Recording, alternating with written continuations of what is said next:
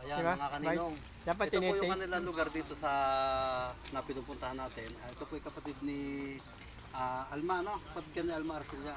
So guys, ito niyo yung kanilang pangulam ngayong hapon. So ayan, ito po ay dagang palay. So, sa gatong bagay po na iraraos nila yung kanilang hapunan, ano, syempre yung iba siguro hindi nila kaya. Pero dito po sa gantong lugar, sa gantong pamumuhay, ito po napakahalaga na para sa kanila. Sa ganito. Kasi may ilog din po dito, minsan namimiwas sila dyan. O, swerte pag may mahuhuli talagang isda. Guys, ito, pakita ko sa inyo yung kanilang bahay, ano. Nahulog.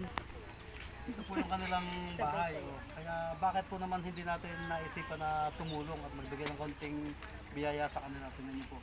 Napakaswerte po natin kung tayo po ay wala sa ganitong sitwasyon. Ayan. Si tatay po ay, ilang taon na po kayo tay? 72 po ano? 72. Oh, ano po nagkakakitaan natin ngayon? Wala po. Wala na po. Ate parang sa pagkakatanda ko magkakilala tayo.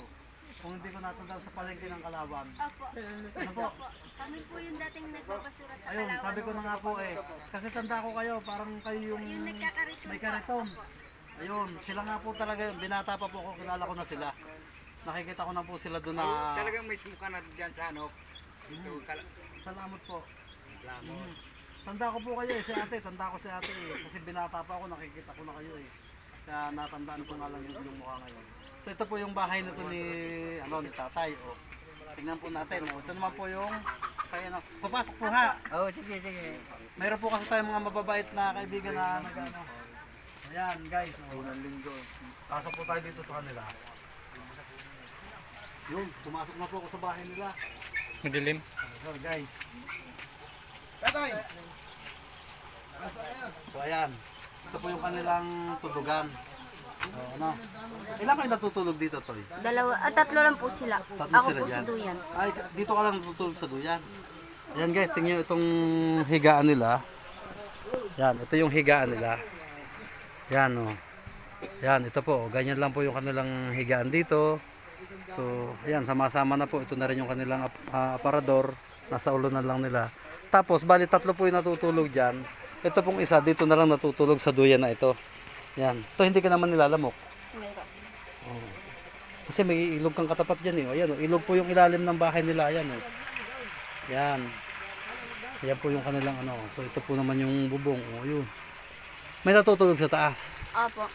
Doon po Ayan. si ate. Dito po yung Ayun, kita mo naman up and down ng bahay nila. Oh. So ito po naman yung ano, yung isang tulugan niya. May maliit po na butas dito. Dito yung daan papunta dito sa taas na to. Ayan. Ilang taon na po kayo ate? 37 po. Oh, 37. Mas matanda pa pala ako sa iyo, ano? Oh, pero kilala na talaga kita, binata pa ako. Mhm. Yan, ito naman po yung kanilang lutuan.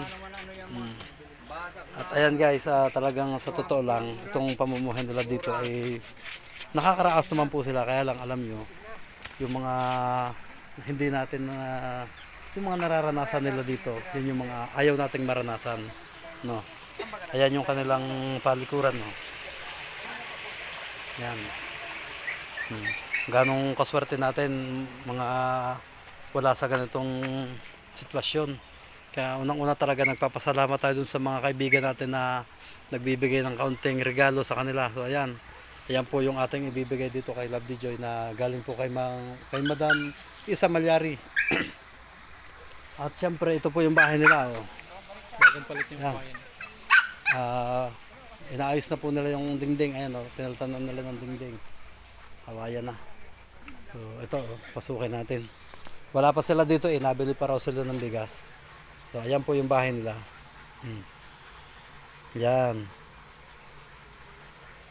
Oh, yan po oh. Talagang sipin mo nakakaraos naman sila dito talaga oh. Siyempre hindi natin na-underestimate yung pamumuhay nila dito kasi masaya naman sila talaga dito. Ang alam siyempre, alam mo yung hindi rin natin maiwasan na minsan.